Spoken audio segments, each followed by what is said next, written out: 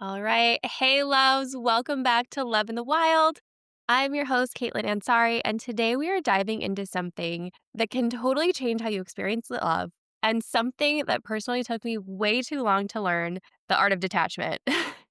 And we're not talking about the kind of stuff that shuts you off or builds walls, but the kind of healing that brings you back to yourself. Detachment is one of the most misunderstood forms of power because it's not about caring less, it's about trusting more. It's about releasing control, letting love flow naturally, and standing so firmly in your worth that you no longer chase what's not meant for you.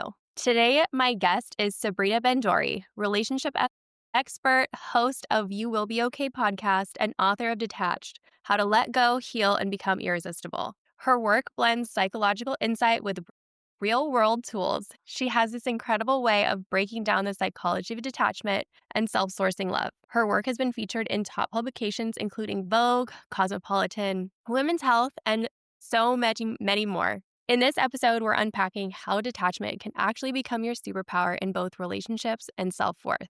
So, if you've been overthinking, overgiving, or just stuck in the loop of caring too much, this one's going to give you the permission slip to stop gripping onto the things that aren't meant for you and start glowing into the best version of yourself. So, Sabrina, welcome to Love in the Wild. I am so happy to have you here. Thank you so much for having me and for that incredible introduction. And I am so happy to be here with you today. It was a very easy introduction. I feel like you are so successful and you have so much great insight to give to the world. When I saw your Instagram, I was like, she has to be on Love in the Wild because I feel like detachment is the biggest, maybe the hardest for me hmm when moving on to a new relationship or kind of like letting go of what's not meant for you. It's so hard. It's so hard for so many people.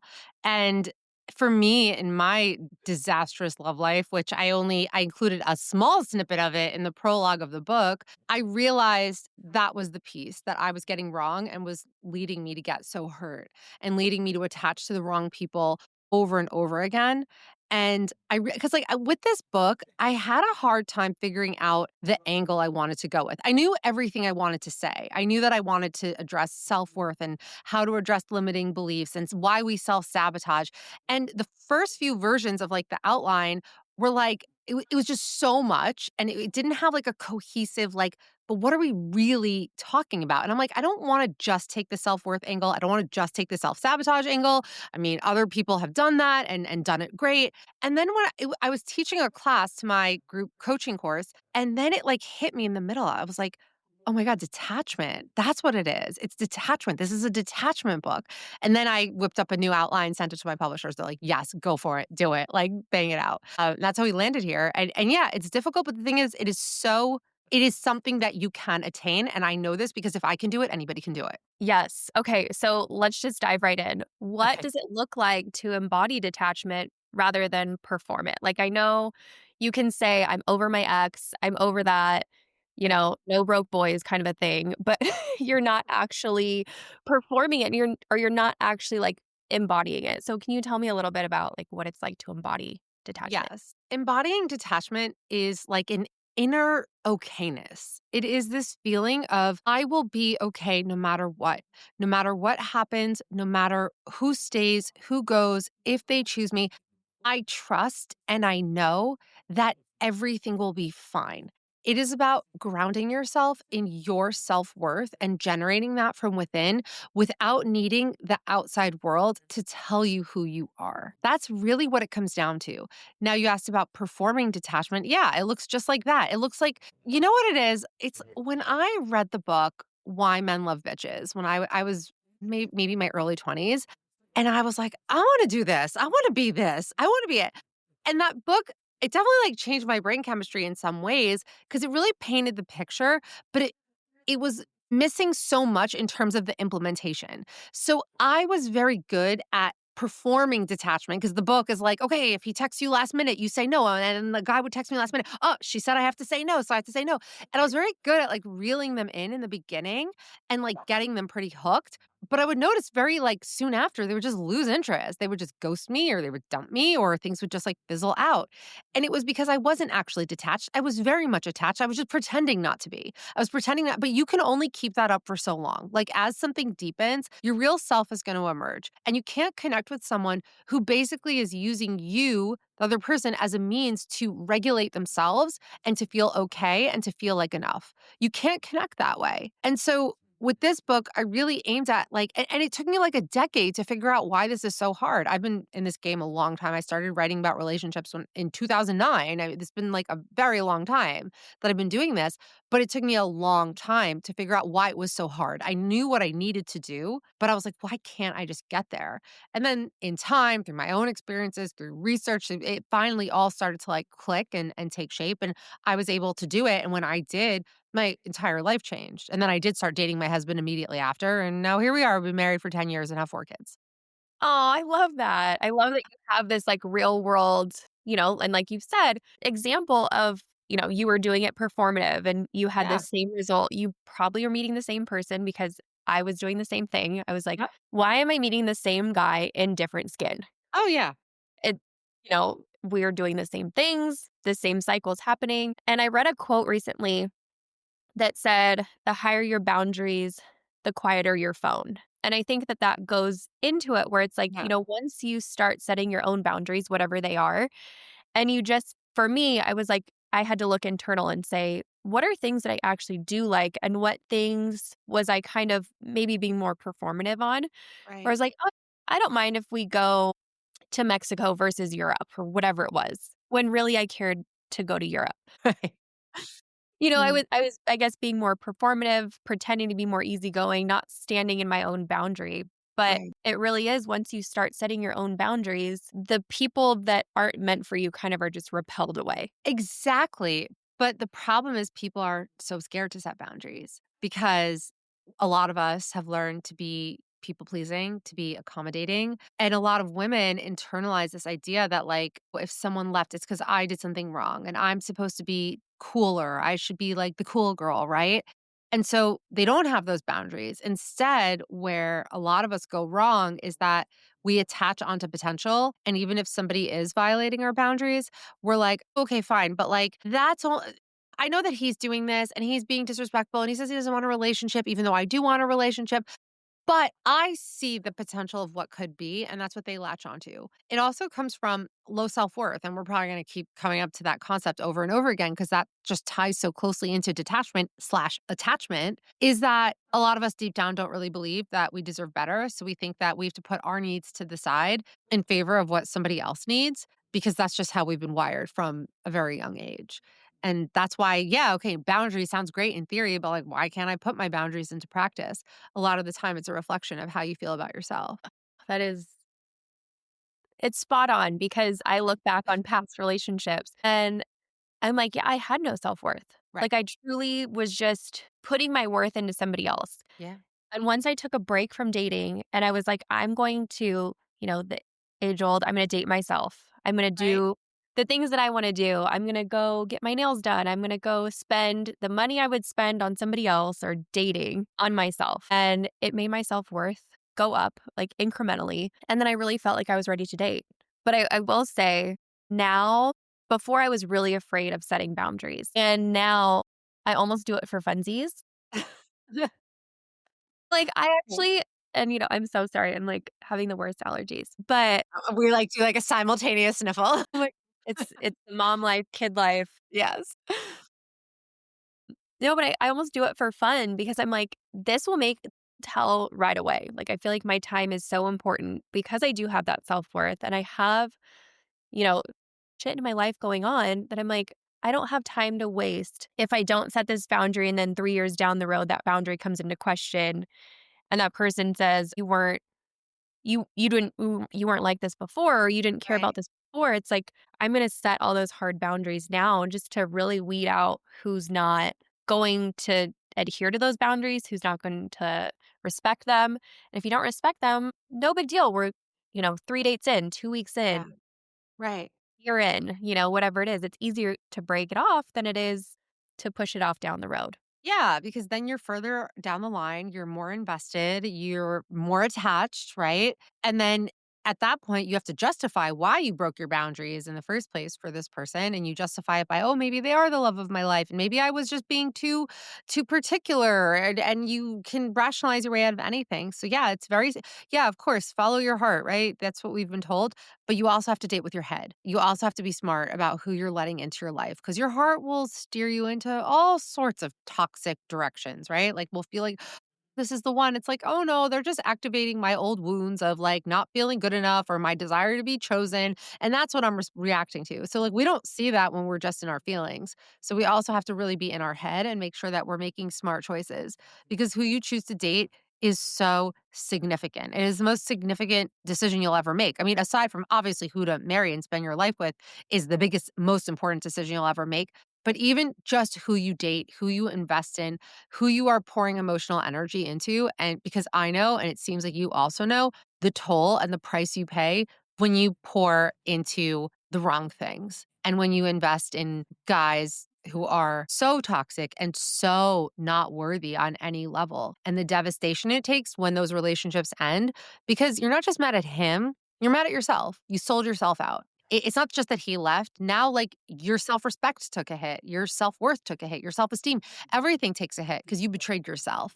And it's a much harder road back when you're coming from that place. Yes. It really does, you have to think of the almost the runway of healing. Yeah. You're like, is this person not necessarily worth it, but, like, is this something that I wanna invest my time in? And really, I guess is this person worth it? Because if it does end and, there's nothing wrong, I think, with relationships ending, but you're like, "Do I want to also invest in this potentially ending and what Right. that looks like for my healing?" Right. Right. Because there's always a price. There's always a price to pay. It always comes at a cost. And that's Yes. why it's so important to really cultivate and create a life that you love. Like what you were saying earlier. And I also had a similar experience that I wrote about in the beginning of the book, like the summer of me, where I decided, okay, I'm gonna have self-worth now. Like that is it. I'm done being self-destructive. I'm done betraying myself and abandoning myself over and over again for the sake of being chosen. And so when you really create a life for yourself that you love, you don't need someone to complete the picture.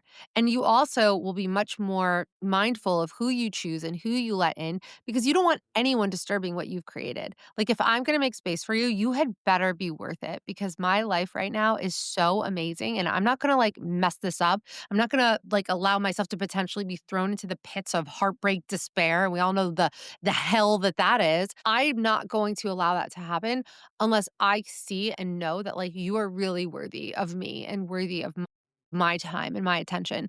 This is very different than when you're coming from a place of lack and you're coming from this place of I feel empty, I feel lonely, I don't feel good about myself, so I need a boyfriend to give me all of those things because then you'll make all kinds of terrible choices and they have consequences. Yes. Like, to your point, I don't really ever think that I put myself first and built a life. As you're saying all this, I think of it as like a highway where it's like there's so many, there's so much space and it's like anybody can come. It's just, you can go fast, you can go slow, Right. or you go and you really define your life and you say, nope, this is a one-way highway. This is a two-lane highway. Like, you're either on it or you're not.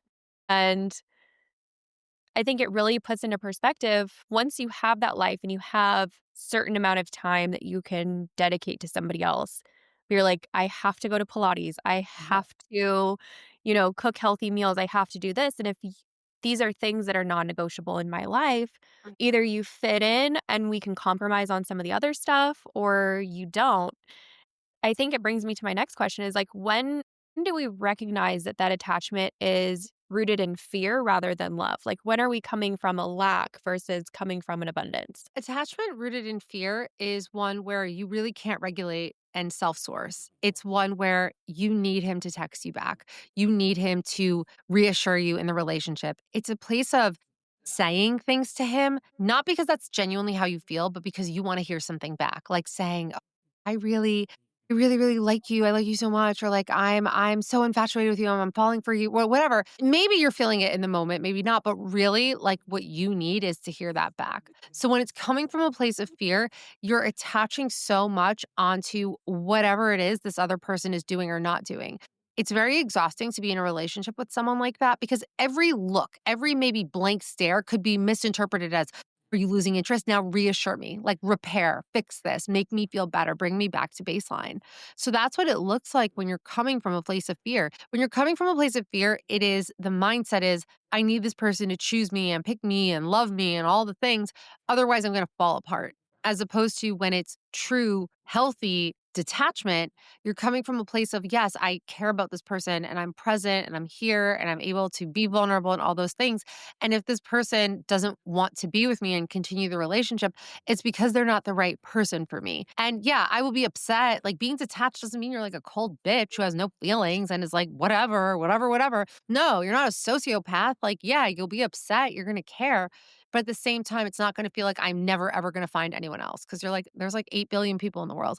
I know I have so much going for me. I know that I'm going to find someone else. I'm okay. I can regulate. What it looks like is if he takes a few hours to text you back, are you thinking, what did I do? And like reading through your last conversation with him and looking for where you went wrong?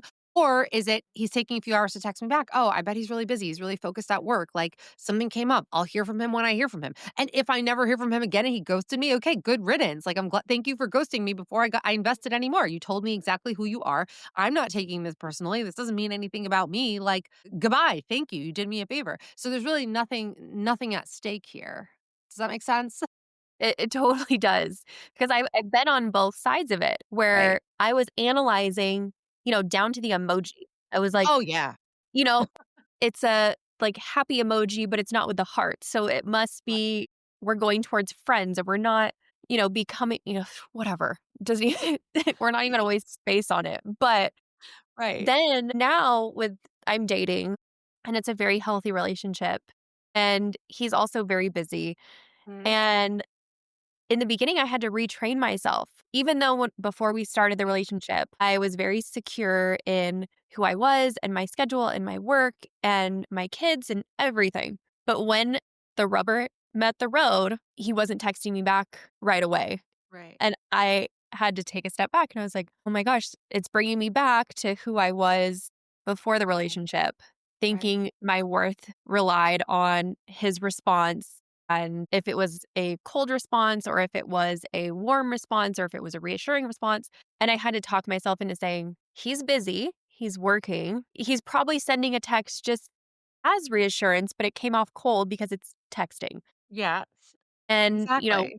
it's I think that constant telling myself, not necessarily detachment, but like talking myself off the cliff and reminding myself, I feel like this is probably the second healthiest relationship I've had Right. where it's rebuilding that muscle memory. Yeah, and what you're describing is so important. It's self-soothing. It is instead of allowing yourself to spiral and panic and instead of hinging your well-being on what he when he texts you back and what he says, instead you're telling yourself you're regulating your nervous system and you're telling yourself, "I'm okay. There is no problem here. He's probably just busy." The same as like if you text a girlfriend and, to make plans or whatever, and you don't hear from her, like you're just like, "All right, like guess she's busy. Like I'll follow up with her later." And it's not even on your mind like It's like a the double rest of the day. standard.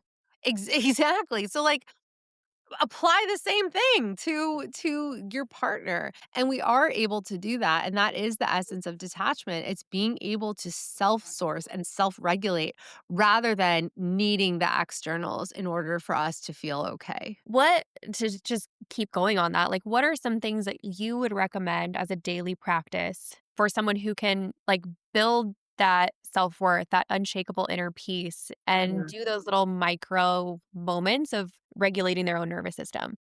Oh my gosh, where to even begin? There's so much to it. First, and what I always start with is the self-awareness piece. You have to become self-aware. And everyone's like, I am. I know myself. Nobody knows themselves, especially not in this day and age where we have too many distractions. We're always in our phones. So just start by paying attention to the way you talk to yourself. How do you talk to yourself? Are you constantly putting yourself down? Or are you there for yourself? Are you support yourself? Do you validate your emotions? So I would start there. Next, I think it's really important to set a meaningful goal for yourself because you need something to focus on other than your love life. It puts anything that's put under too much pressure typically crumbles, which I guess aside from diamonds, because apparently they thrive under pressure. But Right, and this isn't a moment to be like, "Oh, my relationship's a diamond." No. yeah, no, no. Instead, it's I am a huge proponent of pick something, whether you want to learn how to cook or to bake, or you want to write a book, or you want to get better at dancing, or you want to run a marathon, you want to run a triathlon. Like you want to just get in better shape. Set some sort of meaningful goal for yourself that you are working towards. So definitely start there. Completely change your self talk. This is another thing.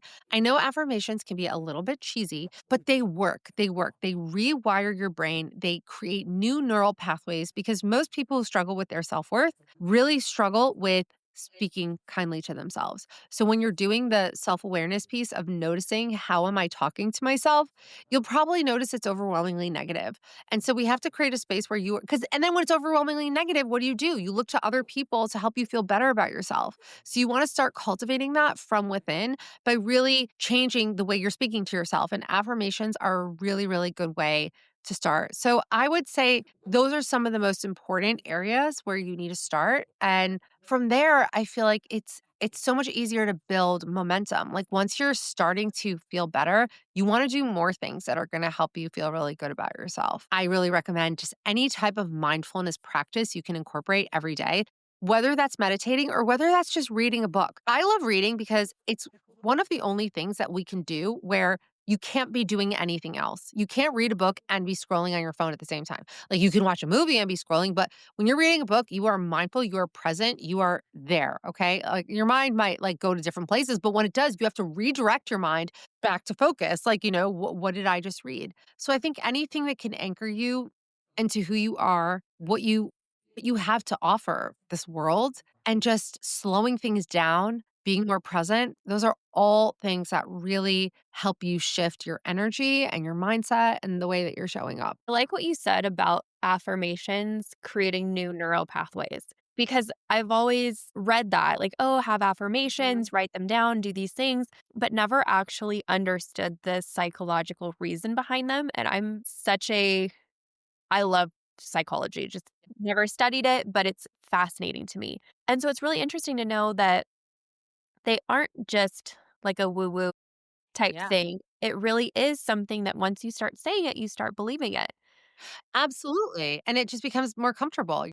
It just becomes more of a baseline. Yes, it becomes like the way that you speak to yourself Yeah. because if you're talking to like you wouldn't talk to your friend the way that you would talk to I yourself. say this all the time. Most of us would never be friends with someone who talks to us the way we speak to ourselves. But I forgot the most important practice of all, which is gratitude. Gratitude, again, seems cheesy. Study after study after study has shown that expressing gratitude every day changes your brain, literally rewires your brain. Most of us do not do this. And whatever it is that you're grateful for, it expands and it attracts more things to be grateful for.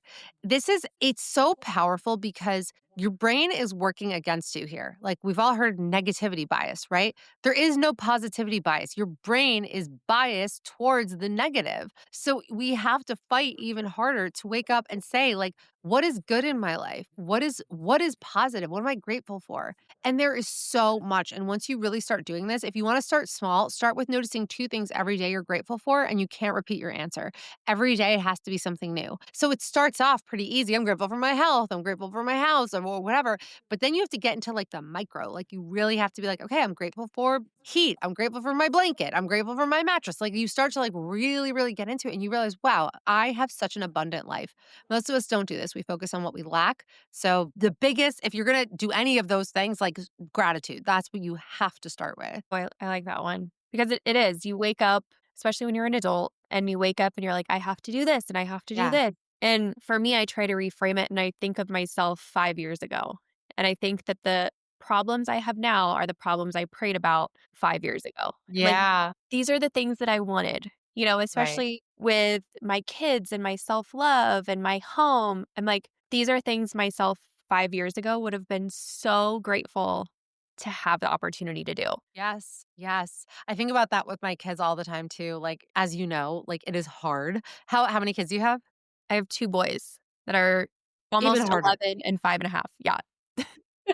Boys are tough. Boys are tough. I have 3 boys and 1 girl, and Oh so my gosh. Yeah. boys are tough, but, like, in a different way than girls are tough, and, like, now I'm starting to really, like, appreciate like, at first, I was, like, sad that I didn't have more girls, but now I'm really like, now that she's 7 and she's becoming much more emotionally complex, and now that I have to relive all the freaking girl drama and cliques, like, through her, even though she's only in 2nd grade, but it's already starting, it's already Yes. begun. I'm like, "You know, boys are just so much easier." But they okay, but anyway, like, it's tough. Motherhood is tough and so intensely challenging, and sometimes it's so easy to just, like, get so frustrated and think about how hard it is and all the complexities that go with it, but it's so powerful in that moment to remember, like, this is what I prayed for. This is what I wanted. For me personally, first of all, a doctor told me that it would be really hard for me to get pregnant when I was 19 because she said I had PCOS and, like, I wasn't gonna get pregnant naturally, so that got burned into my brain because I always knew I wanted to have 4 kids. Turns out I have the opposite problem. I get pregnant way too easily, like, so she was wrong, and now that I'm done having kids, now I just have to live in fear of, like, an accidental pregnancy until I go through menopause. It's there was that, and then, like, as I was in my late 20s, I was really nervous because I was like, "I know I want 4 kids. I need time to, like, meet the guy. I need to date him for a while, then we wanna be married for a little while, and then I need to have 4 kids," and, like, I ideally wanna do it before I turn 40, so I felt this intense, like, pressure, and then now that I have 4 kids and it is so, so chaotic, especially my oldest is not like, they're little, they're 9, 7, 4, and almost 2. My Now gosh. when I have it, I just, in those moments, reframe and remind myself, this is what I wanted more than anything and was terrified I would never have. I thought I was too broken. I was too damaged. I was never going to find anybody. Time was going to run out on me. And like that, just in that moment, everything just clicks right back into perspective. Yeah. When you take just a deep breath, Hmm. I feel like on anything in life, when you can just take a deep breath and say, my biggest quote lately has been, "This is a tomorrow problem." I don't know if Yeah. it's healthy or not, but I'm like, this Right. is a tomorrow problem. We're not dealing with this right now. We're just living in the moment. We're Yeah. being grateful. And it really does change things. It does change your mindset, like even in the moment. So if you can, Hmm. have that in the forefront of your brain, I think, in most days, Yeah. and going back to just self-worth, I have the most negative talk about myself. Mm. And it's something I've had to actively do because I see my kids Right. looking at me and I'm like, I would be so sad if they had that same self voice that I have.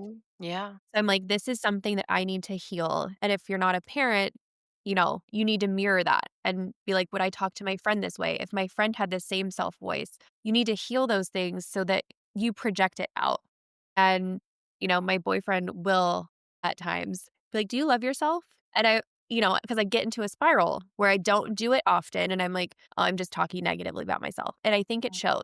I Yeah. think if you were to line people up, you could look and you could point people out and say they love themselves or they don't. Absolutely. You could feel it. You feel someone's energy before they even say a word. We really look to other people to know how should we feel about them cuz people subconsciously we assume, "Oh, well, she knows who she is." And so if she feels terribly about herself, well then like why should I feel positively about her? This all happens very subconsciously, but like studies have shown this. So, yeah, whatever it is that's going on in your inner world is going to be projected outward and people are going to feel it and they're not going to know what it is they're picking up on, but they're going to feel it. Sometimes you do know what you're picking up on, especially if you're around someone who's very stressed, very anxious, someone very bitter. We feel it and it's just so repellent. And we're like, oh, I don't want to be around this.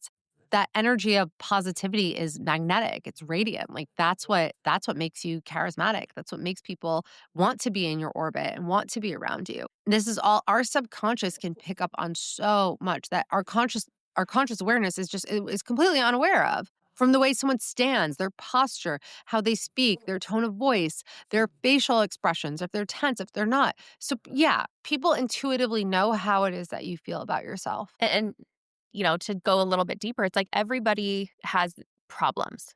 Yes. It really is like how you handle it. It's how you feel about yourself. It's how you feel about the world. It's how you show up and you either say, I'm compartmentalizing this problem over here and I'm going to Mhm. enjoy the party or I'm going to enjoy the baseball game or I'm going to enjoy whatever and worry about this later. And I think that can relate back to relationships as well when we can kind of have that mindset to think outside of ourselves. Yeah. And, back to our point of the texting, where it's like he's not texting back for a while. It's like, well, how long have you known this person? Are they maybe going through something that you don't Yeah. know about? Or does, even if it's an apples to apples same or like situation of finances, let's say, are they handling it? Do they handle it different than you do? And they just need a minute. Are they, the kind of person that goes into a shell and says, I need to figure it out on my own? Or are they the kind of person that says, no, no, no, I need you to look at my bank statements and I need you to help me out? And like,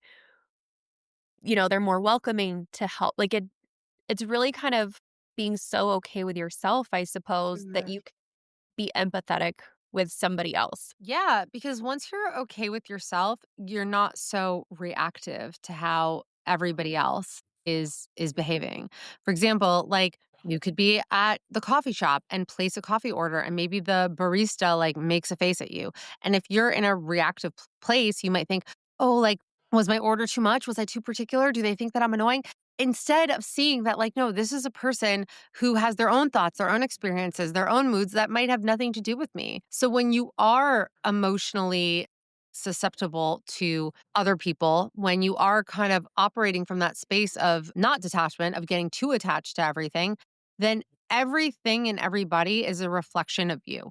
That's the way you go through life. And so a text that doesn't get returned, oh, they must not care about me. Like you're not even able to empathize to the point of seeing, no, this is a person with like their own life and their own stuff going on and they're probably just busy and I'll hear from them when I hear from them. Yeah. And if I don't hear from them in a certain period of time, that's not okay with me. And I need to bring it up or I need Yeah, to, and then I'll decide how to handle it. But yes. instead, we or especially people who are more on like the anxious attached spectrum, preemptively panic before you even have a full picture of what's going on. And most of the time it's just a waste of energy because it turns out no, there is no problem. Everything's totally fine and I just made myself crazy for no reason. I've done that. I've been in that spiral.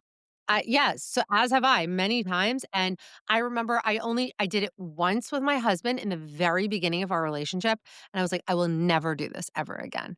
I won't. Like, I am not going to spiral like this ever again," and I didn't. First of all, it was a very healthy, secure relationship, but I was just in such a solid place within myself that, like, I was like, I needed one last opportunity where I could see how foolish this is because this is what I've done so many times in the past, and I already was so set at that point in my life that I don't wanna be that girl anymore. I don't wanna be the reptile anymore, the somebody who, like, can't generate heat from within and is always looking to outsource and for everyone else to make me feel better. So I was already so firm in that, like, okay, had an early slip up. I think we'd only been on, like, 2 or 3 dates, but he was my high school ex-boyfriend, and I've been wanting to get back together with him for so long, so there was a lot at stake, and then I course corrected, and I was like, I will never allow myself to spiral over, like, a late text ever again, and I did not.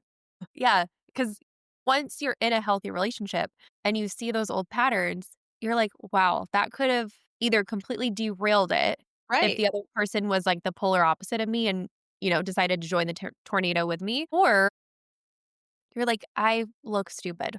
Like, I Yeah, look like a crazy person.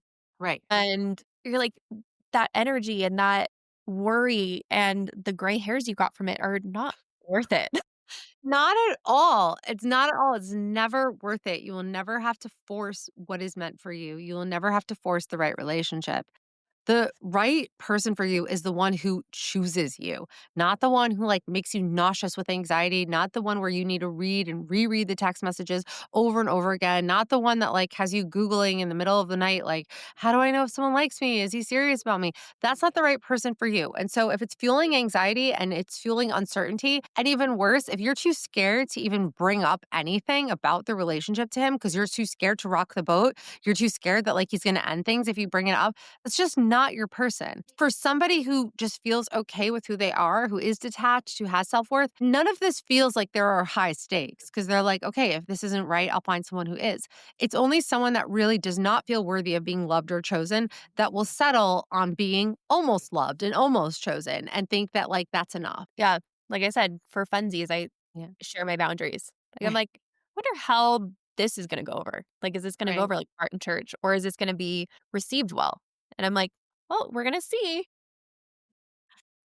Is it just It's with your partner or with like just people in general, like friends, family? It's with anybody at this point. Obviously, I'm with my boyfriend a lot and we communicate often. And so I think it's more frequent. Less to say he's like very easygoing, but there have been some things where I'm like in my head, about to spiral and I'm saying, "Okay, is this something that I need to set a boundary on? Is this something I don't?" Like, I'm very introverted. So I need just time to be quiet and I need like a blanket like up to my chin and I just need, trash reality shows and I need that. And he's Mhm. very extroverted. He Yeah. could, talk to a wall and have the best time. So that was one of the boundaries that I had to set where I was like, there is going to be times where I need this and they're going to come up and I'm going to need that time. It's nothing against you, Yeah. but I need this. And it was like, I'd rather say it now and Yeah. have the entire thing implode if it's not meant to be, Mhm. rather than it be weird 5 months down the road. And he's like, well, why do you need time for yourself now? Right. Absolutely. And like you're just like, this is something that I need. I'm expressing it and he can do what he wants, like with that information. And ideally, like the right partner for you in a healthy relationship will completely be respectful of that. Cause it's not even like such a, like, yeah, of course. Like sometimes you just like need to pull back. You need to recalibrate. You need time to yourself. It's really only like a narcissist that might trample all over that. But that's why we have boundaries to keep people like that out. Yeah, I wish I knew that in my previous life. But Same. speaking of that and my past life, how would you like how do you bring detachment into a marriage when you're not necessarily being like the men love bitches and you're like, I don't want to be around you and you're cohabitating with this person or you're in a long-term relationship or you're married, how do you continue to have this healthy detachment in that situation? Healthy detachment in a marriage is about regulating and taking responsibility for your emotions, your triggers, and your reactions, and not making it your partner's problem. You can absolutely express, like, this is my love language. This is what I need from you. Sometimes, like, when this happens, I need to retreat, I need time to myself. But you cannot blame your partner for making you feel the way that you're feeling. You feel the way you're feeling because of a whole bevy of reasons. And it's not, somebody else cannot control your triggers, your emotional reactions. Now, if somebody's like really being horrible and abusive, that's different. That's not what we're talking about here. We're talking about just day to day, sometimes innocent things can completely trigger us. And the biggest mistake is saying that, well, you made me feel this way. Like my kids always say that, like when they're like, "You made me feel this way," and I'm always have this talk with them. Nobody can ever really make you feel a certain way. You could say, "Mommy, when you did this, like, I got that upset me." But like when you're having an intense, strong emotional reaction, a lot of the time you're choosing that, and it's coming from another place. It's coming from somewhere else. And so in a relationship, in a marriage, it's still always important to find happiness in your life, find joy in your life, find fulfillment, find purpose, to find ways to feel really good about yourself without needing that steady IV drip of reassurance and validation from your partner. Because if you don't, like, then you end up in a situation where you're constantly fine, you got married, but now you're constantly worried they're going to leave, that they're going to leave you, that they're going to find someone else and they're going to cheat on you or whatever it is. So we always need to examine, okay, where are these fears coming from? Are they founded or are they unfounded? But more than anything, we have to ground ourselves in our worth and take radical responsibility for the way that we're showing up. So that is what I would say detachment looks like in a marriage. I like that you can have both. It's just a kind of like restructured form of it because Right. obviously, you're in a long-term relationship and you don't want to be fully detached, but Right. you also, it's like two pillars. Like you need both pillars to keep the house up or to keep whatever you're Yeah. holding up. And so And if you yeah, and lose that you need yourself, healthy attachment in a relationship. Like that's yeah. totally important.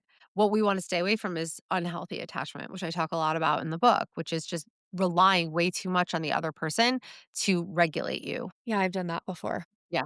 I know every lesson, everything I'm sharing here, it's because I learned it the hard way. All lessons have been learned the hard way. Yes, and that's why I love that you bring real life into it. You're not just saying this is the psychological reason for it, this is what you should do. It's not he texted you, wait 5 minutes to text him back. It's like really check in with yourself, see how it's making you feel, where kind of like your heart stance is. Like is my response coming from a almost like a form of manipulation to get something back out of it or Yes. am I responding in a way that shares my feelings or, there've been times where I'm like, I could text back right now, but I don't necessarily feel like it. I want to kind of sit on it a little bit more. I want Yeah. to really understand why I'm texting back.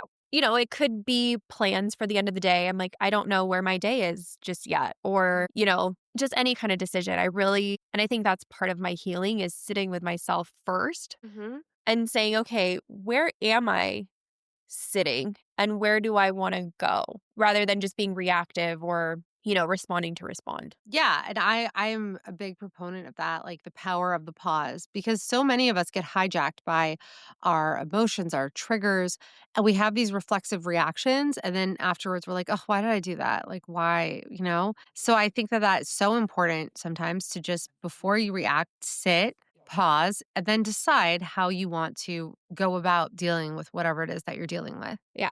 And having other things that can not necessarily distract, but there Hmm. have been times where I've been close to an anxious spiral and I'm like, I'm going to go get my nails done, or I'm going to go get myself lunch, or I'm going Okay. to go take myself out of the element for a second, stop focusing on this relationship or my love life and be grateful for all of the other avenues I have in my life. Yes, absolutely. That's how it's done. And it feels good. So before we close, I know we're getting to time, but what would you say to someone who fears like the detachment will make them lose? I mean, it's completely the opposite. If anything, detachment is what allows you to receive healthy love. The scarcity mindset, the fear is what sets you up for unhealthy love, for abuse or narcissists, or settling for what you don't want, or ending up in one situationship after the next because you're getting attached to too much to the wrong things. Detachment is I can love, but I can love without losing myself and I can lose without spiraling. That's what detachment is. So, no, you are not going to, I mean, we're not talking about dissociating. We're not talking about emotional avoidance. We're talking about knowing that you are good and worthy and lovable, knowing that you have value, knowing that you have what to offer in a relationship and that you are deserving of an amazing partner that sees you in all of your complexity for everything that you bring to the table. Not someone that you have to beg for scraps and feel too scared to like text 2 times in a row because what if I scare him away? So, no, you are losing out on love by allowing your fear to consume you. Detachment is what will open you up to receiving what it is that you deserve. Thank you so much. And can you please share with the community how they can find you? I will put this in the show notes so that everybody can click the links and find you. But how can they work with you? How can they find you? Give me all the details. So my podcast is You Will Be Okay. It's on YouTube, Apple, Spotify. You can follow me on social media, Instagram, TikTok, and YouTube at Sabrina Bendori. And if you want to work with me, all my courses, all my offerings are on my website, sabrinabendori.com. Awesome. Thank you. So, if you are looking to detach, find better self worth, and just be the best version of yourself, please listen to this podcast, share it with a friend who needs it, and follow Sabrina on all socials. Thank you.